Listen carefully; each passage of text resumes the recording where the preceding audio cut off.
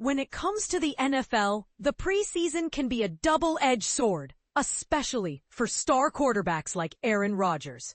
While many fans are left wondering how a lack of game time might affect his performance, the reality is that the difference between a few series in a preseason game and no game time at all is often negligible. In my observations during the training camp at St. Vincent College, Rodgers appeared to be in complete control and at ease with the offensive scheme. Remarkably, he only took one day off during the 14 practices held from July 24th to August 12th. His throws were nothing short of spectacular, showcasing his ability to evade pressure and deliver accurate passes.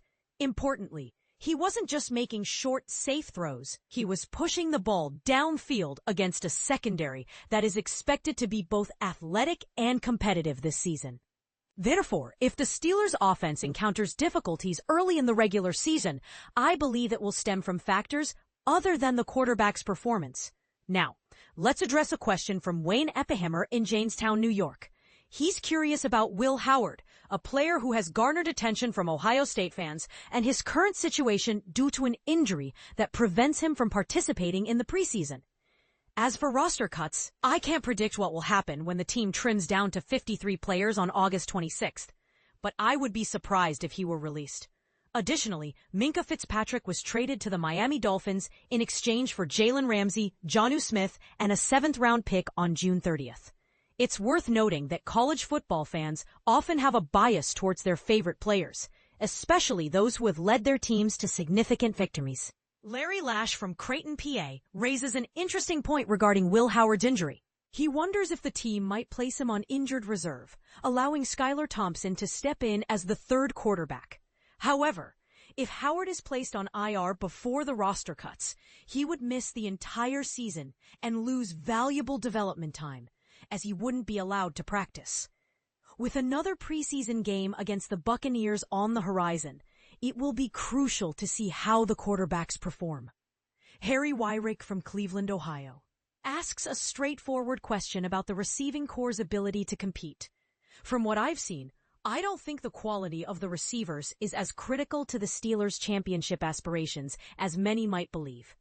Leon Kalinsky from Oil City, PA, is seeking an update on Andrus Peat, who was recently signed by the Steelers. In my view, the team is looking to bolster its offensive line depth. While the starting five are established, having reliable backups is essential. Peat, standing at 6'7" and weighing 316 pounds, has a wealth of experience with 103 regular season starts since being drafted in 2015.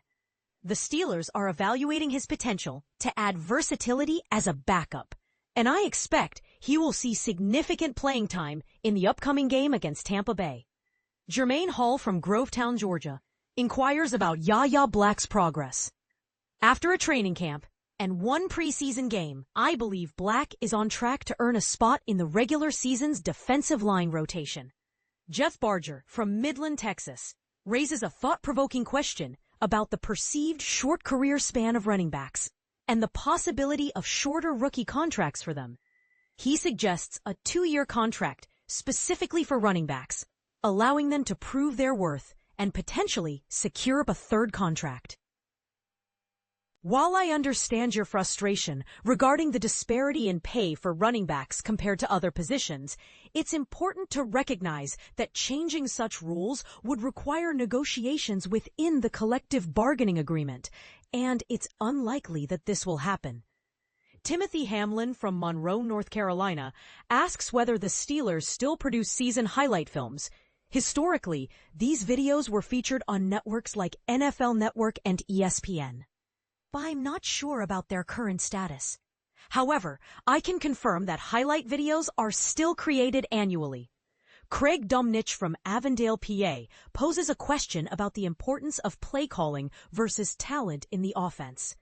It's hard to believe that anyone would argue that a well-executed play by talented players isn't more crucial than the play call itself. Robert Richardson from Modesto, California, is curious about the perks players receive beyond their salaries. In addition to their pay, players enjoy benefits such as healthcare, 401k plans, and pensions for those who qualify, along with other perks like complimentary meals on game days. Finally, John Curley from Chaptico, Maryland, raises a question about NFL policies regarding game suspensions due to injuries. While no one wants to see players get hurt, the suspension of a game, like the one involving Maurice Norris, is typically reserved for preseason games. I don't believe the NFL would suspend a regular or playoff game due to injury, as the circumstances surrounding preseason games differ significantly.